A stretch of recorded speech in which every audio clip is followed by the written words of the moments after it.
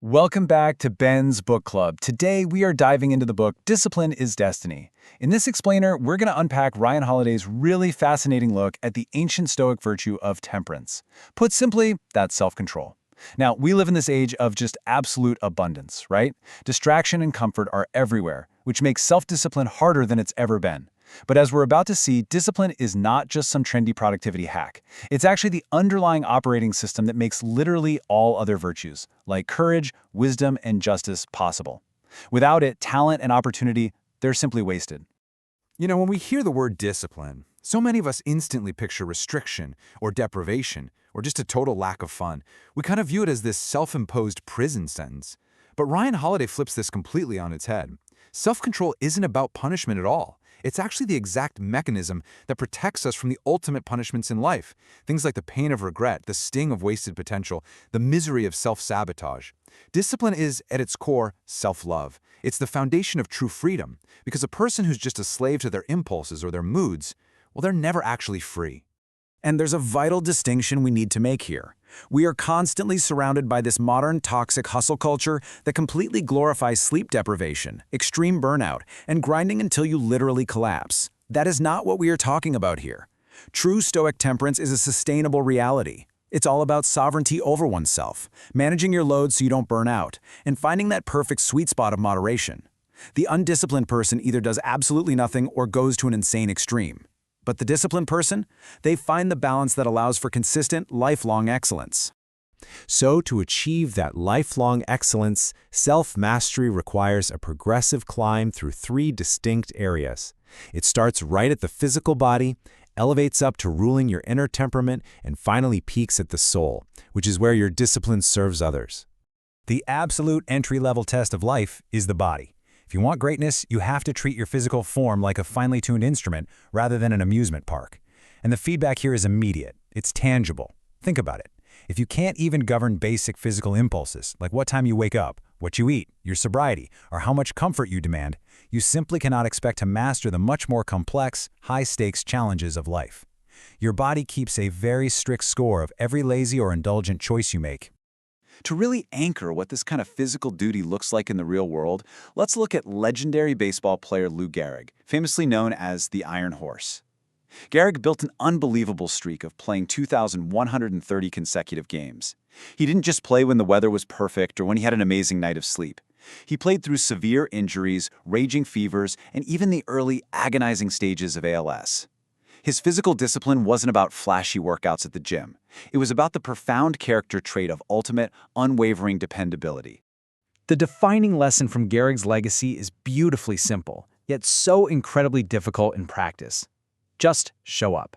We fall into this trap all the time, thinking that success requires these massive, heroic bursts of intense motivation. But consistency is always going to beat intensity.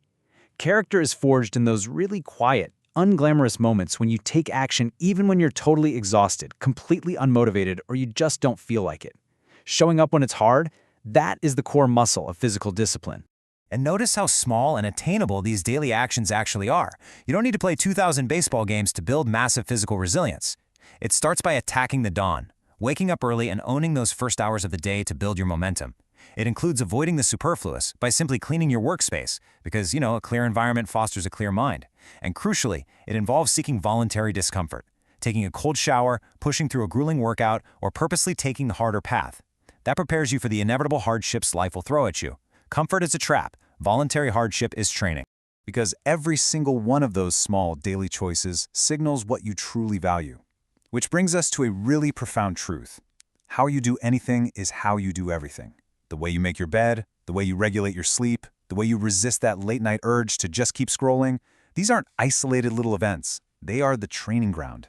Bodily control is basically just the necessary warm-up. By mastering these physical habits, you're actively building the exact same neural pathways required to control your thoughts. And once the body is actually under control, the battleground shifts entirely to the psychological realm. We now have to rule the inner mind. This is where we face the really complex challenges of managing our anger, keeping our ego in check, and delaying gratification. It's all about enforcing strict boundaries on your time and maintaining relentless focus amidst the endless noise and distraction of our modern world. Greatness is just as much about what you flat out refuse to do as it is about what you actually do. To truly grasp this level of mental temperance, picture a freezing cold night in December 1914. Thomas Edison, who's 67 years old at the time, is standing outside watching his massive research laboratory burn completely to the ground.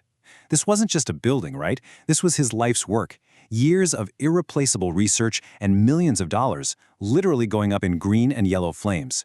Most people would completely break down, panic, or just let anger and absolute despair consume them. But Edison's response? It was a total masterclass in psychological discipline. He reportedly told his son to go get his mother and her friends because they would never see a fire like this again in their lives. And he said, all our mistakes are burned up. Thank God we can start anew. That right there is the ultimate mental self-control. It's the refusal to spiral during extreme adversity. It's the highly disciplined choice to maintain your composure, manage your emotional response, and find the constructive path forward no matter what kind of external chaos is raging around you. Now, a really subtle enemy in this mental realm is perfectionism. It's basically a vice masquerading as a virtue. Mental discipline is absolutely not about achieving flawless performance right out of the gate. Expecting perfection just leads to paralysis and usually a refusal to even start. True discipline is the steady, highly unglamorous work of consistent effort. It's iterating, making mistakes, retouching, and improving just a little bit each and every time. It's keeping the main thing, day in and day out. So ultimately, mastering the physical and the mental elevates self-discipline from just a personal optimization project into a profound public responsibility. This is the magisterial level. It's no longer just about controlling your own diet or your own anger. It transforms into leadership, into humility, and service to others. This is really about what you do when you have power, when you have success, or when you have absolutely zero oversight. The golden rule of this magisterial leadership is to be completely tolerant with others, but incredibly strict with yourself. This is the ultimate test of holding power without letting it corrupt you. You are on this difficult discipline path, but you have to assume everyone else is just doing the best they can with the tools they have. You hold yourself to the absolute highest standard, absorbing the pressure and doing the heavy lifting, while constantly extending grace and compassion outward to everyone around you. History actually gives us the ultimate model of this in Emperor Marcus Aurelius. As the ruler of the Roman Empire, he possessed absolute, unquestioned authority. He could have indulged any desire, crushed any enemy, or lived in unimaginable luxury without a single person ever telling him no. Yet he actively chose to live modestly, work tirelessly, and dedicate his life to serving his empire. His discipline was a shield that protected the people he led. He proved that true power isn't about doing whatever you want. It's about having the immense discipline to do what is right. Now, these grand historical examples are deeply inspiring for sure, but we need to bring these philosophies down to a regular Tuesday morning reality. You can actually start building your self-control muscle today with a simple 7-day challenge. First, implement the 1-no rule. Just pick one temptation, maybe it's scrolling your phone in bed or late-night snacking, and firmly say no to it for just 7 days. Second, protect the first 60 minutes of your morning for your absolute most important work before checking a single email. And third, try a discomfort microdose. Add one small, voluntary hardship to your day. Take a cold shower or have that difficult conversation you've been putting off.